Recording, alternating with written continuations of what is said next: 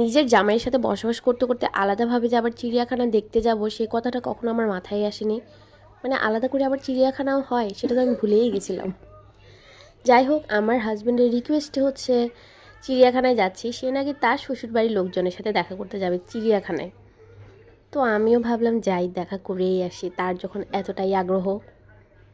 আমিও ঠিকই চিড়িয়াখানায় গিয়ে আমার নিজের জামাইকে খুঁজে বের করেছি, সেটা দেখাবো একটু পরে। তার আগে আমার ছেলে তো খুবই এক্সাইটেড ছিল যে মোবাইলের পশু পাখি সব সামনাসামনি দেখতে পাচ্ছিল। বুঝা যাচ্ছে না।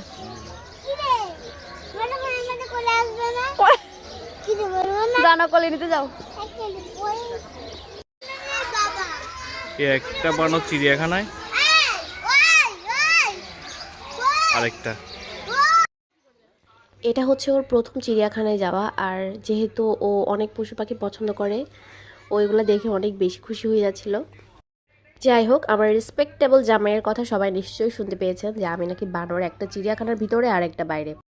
আমারও মাশাআল্লাহ অনেক ধৈর্য।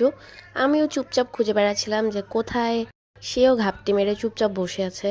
এত সহজে কি হাল ছেড়ে দিলে চলে? অবশেষে খুঁজে পেয়েই গেলাম আমার জামাইয়ের জাত ভাইকে।